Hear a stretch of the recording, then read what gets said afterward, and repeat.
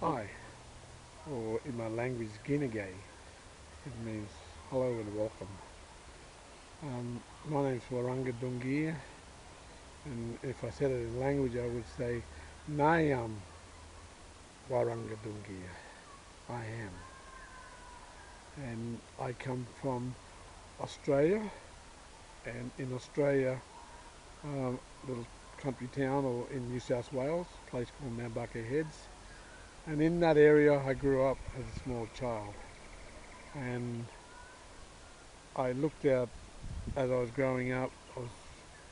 My great grandmother and the words of her wisdom that come through from her heart to me is sharing their knowledge and experience of our lifetime that come down from generation to generation to granddaughter, and who is my great grandmother.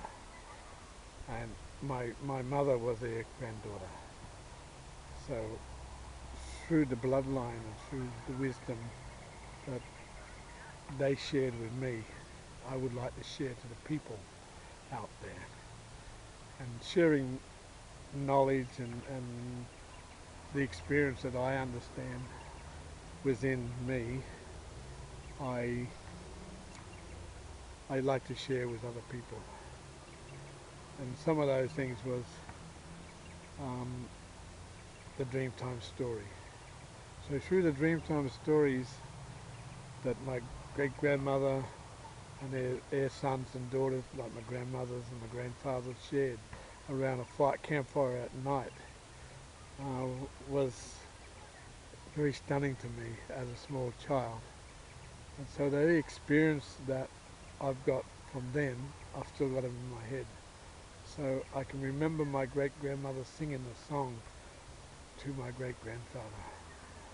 And those songs are so beautiful that you can still hear them singing. And in the story of what she was telling me, that grandfather went out sea fishing, and while he was out there, he looked back to the land and she made a big fire. And the big fire, um, she was singing around that fire to husband come home safely.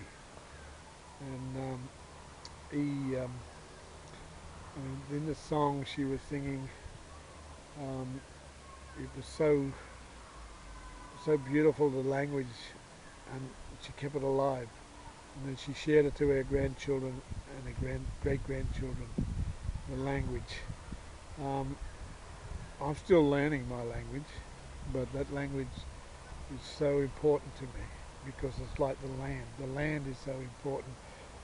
In my country, Gumbangi and Numba in New South Wales, I walked the land for 25 years.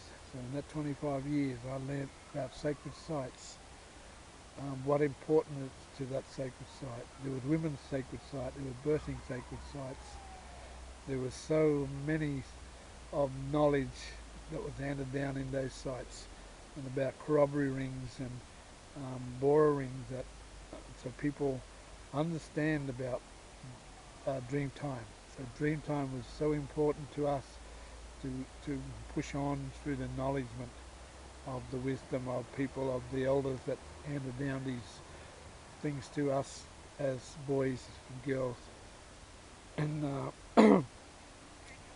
pardon me, through the generation, we all learnt from wisdom, and those wise words out there from the great grandmothers and the grandfathers was, continue and teach this language and teach this wisdom, teach the Dreamtime story. So we acknowledge them today. So my great grandmother showed me a sacred light, and this sacred light we call the blue light.